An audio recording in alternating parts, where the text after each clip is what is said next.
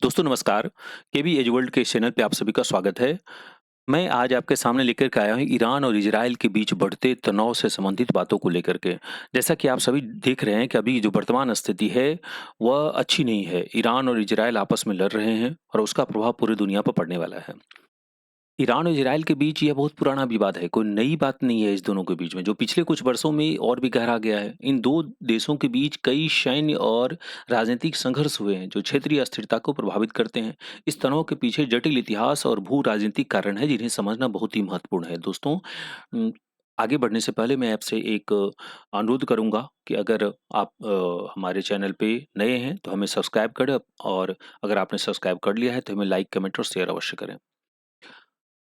दोस्तों ईरान-इज़राइल संबंध के इतिहास को हम सबसे पहले जानेंगे तो यदि 1950 के दशक में जब इज़राइल का गठन हुआ था, संयुक्त राष्ट्र ने 1948 में इसे मान्यता दी। इज़राइल नामक देश का उस समय में जब विकास हुआ, वह देश के रूप में सामने आया, तो ईरान और इज़राइल के बीच बहुत घनिष्ठ संबंध थे क्योंकि दोनों देश अमेरिका के प्रभुत्व में थे। इज़राइल को ईरान का सहयोगी माना जाता था और दोनों देश मध्य पूर्व में अमेरिका के प्रभाव को मजबूत करने में मदद करते थे। ये 1950 के दशक का दौर था। आज का जो दौर है, आज दोनों देश एक दूसरे के सबसे बड़े शत्रु माने जाते हैं। ईरान इज़राइल को सियोनिस्ट शक्ति कहता है और इज़राइल ईरान को आतंकवादी राज मानता है। अब आप सोच सकते हैं कि इस तनाव ने क्षेत्रीय अस्थिरता को कैसे प्रभावित किया है। अगर कोई एक देश दूसरे को सियोनिस्ट शक्ति माने और दूसरा देश उसको आतंकवादी राज माने, तो क्या कंडीशन हो सकती है? यही वजह है कि दोनों में आपस में खूब झगड़े होते रहते हैं और ये बढ़ता ही जा रहा है। 1979 ईस्वी में एक क्रांति हुई। 1979 ईस्वी में ईरान में इस्लामी क्रांति के बाद ईरान-इज़राइल संबंध तनावपूर्ण हो गए। नई इस्लामी सरकार ने इज़राइल को शैतानी कहा और संबंध उससे तोड़ लिए। अब देखिए बात कैसी बढ़ी जो है, 1979 ईस्वी में इज़राइल को शैतानी कहा।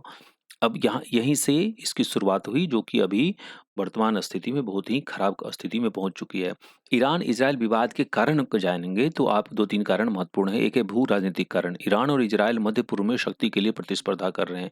ये मध्य पूर्व जो है, उसमें दोनों चाहते हैं कि अपने वर्चस्व को बना कर के रखें। दोनों देश अपने प्रभाव को बढ़ाने के लिए प्रयास करते हैं, जिससे क्षेत्रीय संघर्ष उत्पन्न होता है।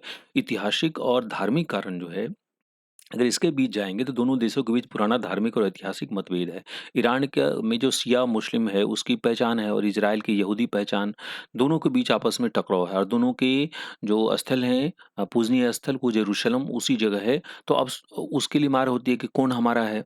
तो यही एक सबसे बड़ी जो वहाँ की स्थिति पनपती है, बराबर आपस में विभेद होते रहते हैं, उसका एक वजह ये धर्म भी है। उसके बाद है परमाणु प्रसार का मुद्दा। ईरान के परमाणु कार्यक्रम को लेकर इज़राइल चिंतित है क्योंकि वह ईरान को एक परमाणु शक्ति बनने में रोकना चाहता है और नहीं चाहता है कि वह बने।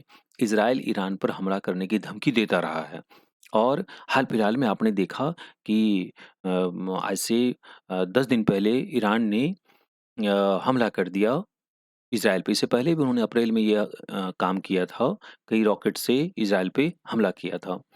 इस बार लगभग 200 के आसपास जो है बैलिस्टिक मिसाइल्स उसने हमला किया। हालाँकि बहुत सारे उस मिसाइल को, जैसा कि इज़राइल कहता है कि उसने उसके जो आयरन डोम सिस्टम है उसने उसे बर्बाद कर दिया। लेकिन फिर भी कुछ जो वहाँ से रिपोर्ट आए हैं, कुछ जो वहाँ के पिक्चर आए हैं, कुछ वीडियोज़ आए हैं, उसमें ये स्पष्ट लगता है कि नहीं, कुछ मिसाइल अपने काम में वो सफल भी हुआ है और उसने टारगेट को जो लक्ष्य किया था उसमें उसे सफलता भी मिली है। तो यह देखिए ईरान के जो परमाणु कार्यक्रम है उसका विवाद जो है, परमाणु समझौता 2015 में ईरान और अंतर्राष्ट्रीय शक्तियों ने एक परमाणु समझौता किया था जिसका उद्देश्य था कि ईरान के परमाणु कार्यक्रम पर प्रतिबंध लगाएगा और यह जो है आगे ईरान इस नीति से आगे नहीं बढ़ पाएगा और वो परमाणु कार्यक्रम को वहीं बंद कर देगा।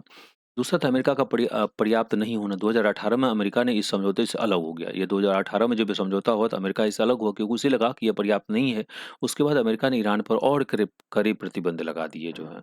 यहाँ प्रतिबंध लगा। अब इज़राइल इसका विरोध किया। इज़राइल हमेशा से ईरान के परमाणु कार्यक्रम का सख्त विरोध करता रहा है। इज़राइल नहीं चाहता है कि उस क्षेत्र में ईरान जो एक परमाणु संपन्न देश बने और जिससे कि वह उसके बादशाहत पे कोई रास्ता रोकने का काम करे और अक्सर ईरान पे यह हमले की धमकी देता रहा है। अब देखिए कि इज़राइल की ईरान पर हमले की धमकी।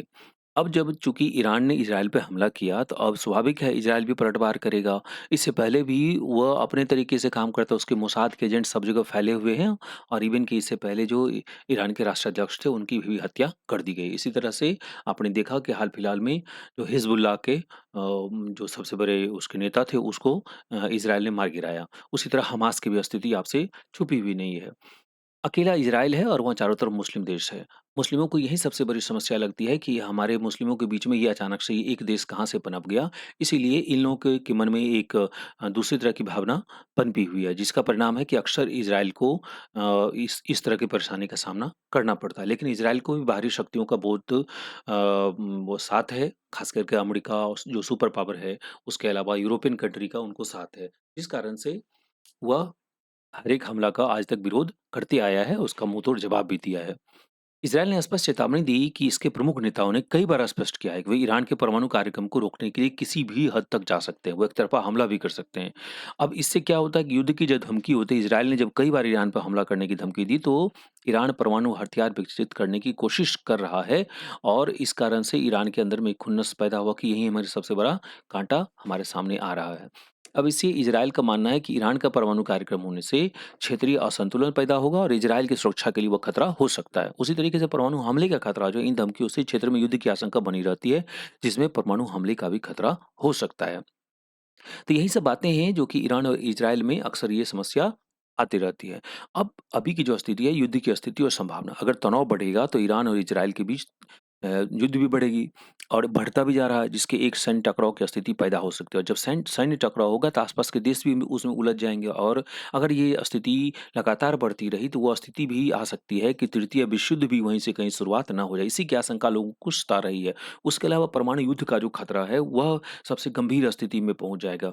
जैसे कि इजरायल कह रहा है कि बार बार मैं उसके परमाणु संयंत्र को टारगेट करूंगा। स्वाभाविक है, परमाणु संयंत्र को अगर टारगेट किया जाएगा तो वहाँ रेडिएशन फैलेगा और ईरान में अगर रेडिएशन फैलता है तो उसका असर आसपास के देशों में भी पड़ेगा और निश्चित रूप से वह एक परमाणु युद्ध जो है उसकी स्थिति बन जाएगी। फिर तो सभी देश अपने परमाणु हथियार निकालने लगेंगे और फिर दुनिया में कुछ भी नहीं बचेगा, मानव जाति का सभी समूल नष्ट हो जाएगा। इसी की चिंता खाई जा रही है लोगों में।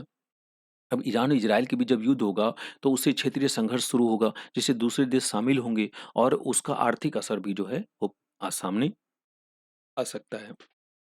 अब देखिए युद्ध के प्रभाव और अंतर्राष्ट्रीय भूमिका इसमें क्या होगी? यहाँ आप फिगर में देख रहे हैं, तो यह जो है, यह क्षेत्रीय अस्थिरता पर प्रभाव पड़ सकता है। यह ईरान और इज़राइल के बीच अगर युद्ध छिड़ता है, तो इसका गंभीर प्रभाव मध्य पूर्व क्षेत्र की अस्थिरता पर पड़ेगा। मानवीय संकट भी स्थिति की वह भी उत्पन्न हो जाएगा। युद्ध में कई लोगों की जान जा सकती है और व्यापक मानवीय संकट पैदा हो सकता है। उस अंतर्राष्ट्रीय समुदाय की भूमिका इस संघर्ष को रोकने में और शांतिपूर्ण समाधान तलाशने की आवश्यकता है। इसमें भारत भी अपना कई बार पहल भी किया है, लेकिन अभी तक जो पहल होना चाहिए विश्व समुदाय की तरफ से वो नहीं की गई है, चूँकि दोनों एक-दूसरे पर आरोप और प्रत्यारोप लगा रहे हैं, लेकिन कोई भी झुकने के लिए तैयार नहीं है। फिर है राजनीतिक समाधान। इस संघर्ष को खत्म करने के लिए राजनीतिक और नई समझौता बहुत ही आवश्यक है। जब तक वो नहीं होगा तब तक जो है इस बात से का समाधान करना बहुत ही मुश्किल है। उसी तरह की संभावित समाधान जो समाधान है और मार्गदर्शक सिद्धांत है, उस पे इसी अनुसार काम करने पड़ेंगे कि समाधान के विकल्प जो है उसमें मार्गदर्शक सिद्धांत उसकी भूमिका होगी कि कौन मार्गदर्शन करेगा। राजनीतिक समाधान में संवाद, मध्यस्थता और सहयोग इसकी आवश्यकता पड़ेगी। क्षेत्रीय सुरक्षा व्यवस्था में सामूहिक सुरक्षा और संतुलन की जो है ज़िम्मेवारी दी जाएगी, उसको ध्यान से देखना पड़ेगा जो है। और इसमें अंतर्राष्ट्रीय प्रयास अगर किए जाएँगे तो बहुपक्षीयता और कानून का शासन यह हो, अगर इन सब बातों पर ध्यान दिया जाए तो तृतीय विश्व युद्ध की जो संभावना बन रही है, उसे रोका जा सकता है और दोनों अब देश अपनी सीमाओं को जानेंगे और अपने-अपने भविष्य को सँवारने में लगेंगे, ना कि अपनी बर्बादी पर मुहर लगाएँगे। तो आज की वीडियो में मैंने आप लोग को यही बताने की कोशिश की, वर्तमान स्थिति में जो ईरान और इज़राइल के बीच तनाव की स्थिति बन रही है, उससे पूरा दुनिया चिंतित है और मानव समुदाय के लिए एक अच्छा संकेत नहीं है। कभी भी युद्ध किसी चीज़ का समाधान नहीं हो सकता है, शांति से ही मनुष्य की भी संभावना बची हुई है, उसके जीवन की संभावना बची हुई है, उनका भविष्य टिका हुआ है और पूरी दुनिया भी जो है एक अच्छे स्वरूप में दिखने में शांति की पहल ही आवश्यक चीज़ होती है। उसी के लिए दोनों को साथ बैठना पड़ेगा, मिलकर के बातें करनी होंगी, तभी उसका समाधान संभव हो सकता है। अन्यथा ऐसे ही लड़ाई बढ़ती जाएगी और उसका प्रभाव धीरे-धीरे पूरी दुनिया में आएगा और पूरी दुनिया को अपने आगोश में ले लेगा। फिर परिणाम आपके सामने, आपने इससे पहले इस चीज़ को भोगा है, प्रथम विश्व युद्ध और द्वितीय विश्व युद्ध में। चलिए आज की वीडियो में इतना ही, फिर दूसरी वीडियो में मिलते हैं किसी और नए फैक्ट्स के साथ। तब तक के लिए गुड बाय, बहुत-बहुत धन्यवाद, आभार।